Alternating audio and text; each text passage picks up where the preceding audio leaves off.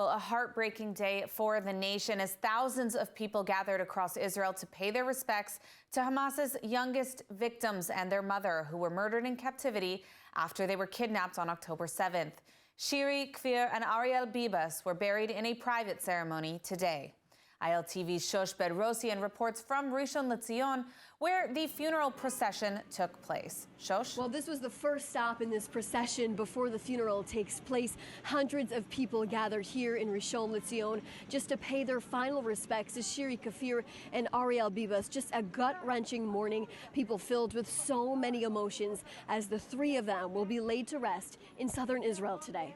The streets were filled with hundreds of people in Rishon LeZion who came out to support the youngest victims murdered in Hamas captivity alongside their mother. It was the first stop in the funeral procession of Shiri, Kfir, and Ariel. Their faces and stories became a symbol of the hostage crisis around the world, as video from October 7th showed Shiri cradling 4-year-old Ariel and 9-month-old Kfir in a blanket as civilians from Gaza kidnapped them from their home on Kibbutz Nir Oz.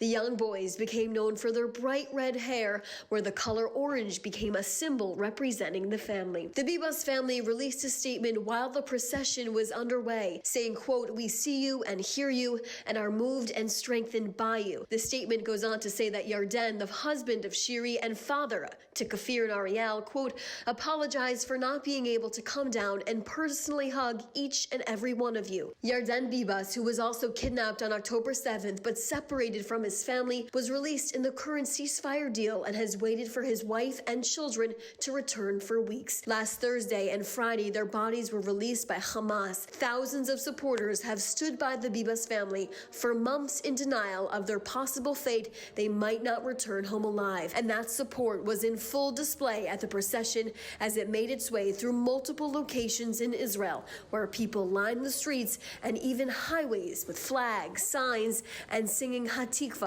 as their bodies made their way to Shahar HaNegev Regional Council near the Gaza border. In a closed funeral ceremony, family members eulogized the innocent young lives taken too soon. אני רוצה לספר לך על כל מה שקורה פה בארץ ובעולם. שירי, כולם מכירים ואוהבים אותנו, את לא מבינה איזה הזוי כל הטירוף הזה. שירי, אנשים אומרים לי שהם תמיד יהיו לצידי, אבל הם לא את. אז בבקשה תישארי לידי ואל תלכי רחוק.